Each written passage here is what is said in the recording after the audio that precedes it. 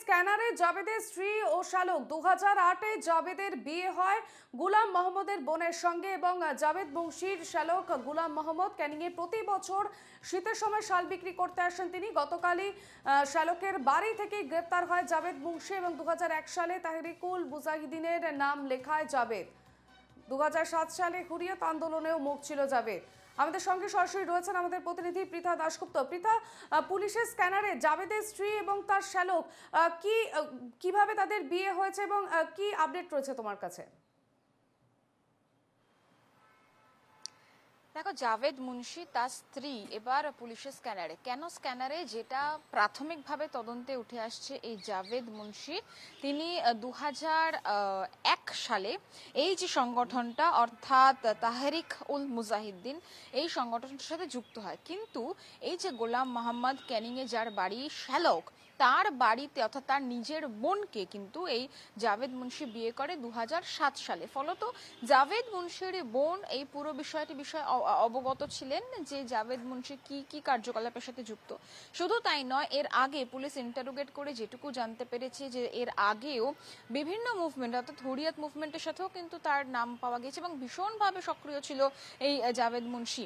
শুধুমাত্র তাই নয়, তার বউ যেহেতু সমস্ত বিষয়ে অবগত ছিলেন, ফলত তার বউ এবার স্ক্যানারে পুলিশের এবং তাকে জিজ্ঞাসাবাদ করা হবে। তাকে কি জিজ্ঞাসাবাদ করা হবে? তার মুভমেন্ট অর্থাৎ জাভেদ মুন্সির মুভমেন্ট কি ছিল। এই যে গোলাম মোহাম্মদ কিন্তু এই ক্যানিংয়ে যেখান থেকে জাভেদ মুন্সিকে অ্যারেস্ট করা হয়েছে, এই গোলাম মোহাম্মদ এখানে শাল বিক্রি করতেন, অর্থাৎ দক্ষিণ 24 পরগনার ক্যানিংয়ে শাল বিক্রি করতেন এবং শাল বিক্রি করার পর সিজন টাইমে তিনি আবার কাশ্মীর ফিরে যেতেন। তাকেই ট্র্যাক করে কিন্তু জাভেদ মুন্সির নাম পাওয়া গেছে। শুধুমাত্র তাই নয়, এই যে তার শ্যালক গোলাম মোহাম্মদ, তার ফোন ডিটেলস, তার কল ডিটেলসও কিন্তু ইতিমধ্যে তদন্তকারীরা দেখছেন যে গত 1 বছরে গোলাম মোহাম্মদের সাথে কার কার কথা হয়েছে।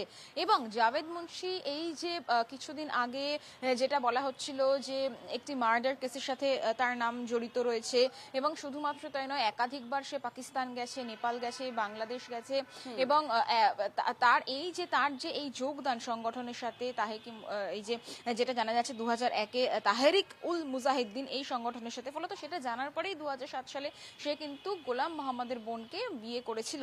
ফলত তার যে স্ত্রী, তার স্ত্রী কিন্তু পুরো বিষয়টি অবগত। ফলত এই জাভেদ মুন্সি কোথায় কোথায় যেতেন, কবে তিনি বাইরে গেছিলেন, কবে তিনি পাকিস্তান গেছিলেন বা কি কি কার্যকলাপের সাথে যুক্ত, তার সঙ্গে কারা কারা রয়েছে, তার কার সাথে কথোপকথন হতো, এই সমস্ত বিষয়ে কিন্তু খতিয়ে দেখা হচ্ছে এই জাভেদ মুন্সির শ্যালকের ফোন কল ডিটেলস থেকে কিন্তু অনেক কিছু পাওয়া যেতে পারে। গত 1 বছরে জাভেদ মুন্সির গতি প্রকৃতি কি ছিল, অর্থাৎ কবে কবে কোথায় কোথায় গেছেন, একাধিকবার দিল্লি যাতায়াত করেছেন, দিল্লিতে গিয়ে জাভেদ মুন্সি কার কার সাথে দেখা করেছেন, কার কার সাথে কথা বলেছেন, এইটাও স্ক্যানারে। এর আগে 2022 সালে কলকাতায় এই জাভেদ মুন্সি এসেছিল। আমরা আবারও ফিরবো তোমার কাছে। এদিকে পুলিশের নজরে জাবেদের ঘন ঘন দিল্লি যাত্রা এবং কলকাতায় আসার আগে দিল্লিতে কার কার সঙ্গে সাক্ষাৎ করেছেন তিনি এবং সেই বিষয়ে জানতে মরিয়া এসটিএফ এবং জম্মু কাশ্মীর পুলিশ। এর আগেও এ রাজ্যে এসেছিল জাভেদ মুন্সি এবং 2022 সালে কলকাতায় এসেছিল জাভেদ। আমরা আবারও যাবো পৃথার কাছে। পৃথা, জাবেদের ঘন ঘন দিল্লি যাত্রা, কার সঙ্গে সাক্ষাৎ, দিল্লির কোথায় কোথায় গিয়েছিলেন তিনি, সেই বিষয়ে কি জানতে পারছো? একদমই, দেখো, ঘন ঘন দিল্লি যাওয়া এবং আরো উদ্বেগের যে ঘন ঘন কলকাতায় আসা। গত 2022-এ জাভেদ মুন্সি কলকাতায় এসেছিল। কলকাতায় যখন এসেছিল কার কার সাথে দেখা করেছে, কার কার সাথে কথা বলেছে, কি কি বৈঠক করেছে, বৈঠকের মূল উপাদান কি ছিল এবং বৈঠকে কারা উপস্থিত ছিল, তার গতি প্রকৃতি অর্থাৎ তার কার কার সাথে যোগাযোগ ছিল, এই সমস্ত কিছু দেখার জন্য শ্যালকের মোবাইল ফোন, তার কল ডিটেলস অত্যন্ত গুরুত্বপূর্ণ। আমি একটু আগে যেটা বলছিলাম যে তার স্ত্রী অর্থাৎ গোলাম মোহাম্মদের বোন, যেই গোলাম মোহাম্মদের বাড়ি থেকে অ্যারেস্ট করা হয়েছে অর্থাৎ জাভেদ মুন্সির স্ত্রী, তাকে জিজ্ঞাসাবাদ করাও কিন্তু অত্যন্ত গুরুত্বপূর্ণ। পাশাপাশি মাঝে মাঝে সে দিল্লি যেত এবং এই দিল্লি সে কেন যেত, দিল্লিতে তার কি কাজ ছিল, কার কার সাথে দেখা করতে সে দিল্লি যেত, এই সমস্ত কিছুই কিন্তু তদন্তকারীদের রাডারে রয়েছে এবং একে একে সব যে বিষয়ে রহস্য, সেই রহস্য উদ্ঘাটনের চেষ্টা করছেন তদন্তকারী আধিকারিকরা। জাভেদ মুন্সির সাথে আর কার কার যোগ রয়েছে, এটা একদিকে যেরকম বেঙ্গল এসটিএফ, অন্যদিকে জম্মু কাশ্মীর পুলিশ, তারা প্রত্যেকেই কিন্তু জানার চেষ্টা করছে এবং সেই জন্যই এর রুটে অর্থাৎ কি কি কার্যকলাপ, তার কি গতি প্রকৃতি ছিল, তার প্ল্যানিং কি ছিল, পরিকল্পনা কি ছিল, এই সমস্ত কিছু জানার জন্যই কিন্তু একদিকে তার স্ত্রী, অন্যদিকে তার শ্যালককে কিন্তু ইতিমধ্যেই তারা তাদেরকে জিজ্ঞাসাবাদ করা, তাদের ফোন কল ডিটেলস এগুলো দেখার চেষ্টা করছেন তদন্তকারী আধিকারিকরা। বেশ, ধন্যবাদ পৃথা।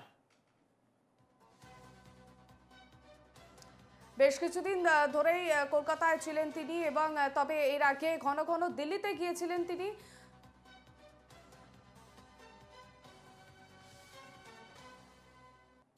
এই বিষয়ে আমরা কথা বলেছিলাম লেফটেন্যান্ট জেনারেল অবসরপ্রাপ্ত পুলিশ কর্মী উৎপল ভট্টাচার্যের সঙ্গে। তিনি কি প্রতিক্রিয়া দিয়েছেন শোনাবো।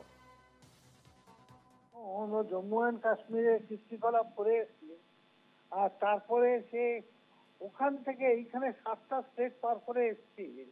আর সে যেখানে চাকরি করে, সে যেখানে আছে, একটা ক্যানিং এর একটা হাউসিং এতে আছে, সেই জিনিসটা পুরো জিনিসটা চেনটাকে পুরো না ধরলে ওই লোকটা কি কি তার কীর্তিকলাপ আরো রাডারে ছিল, তার সঙ্গে অনেক আপনার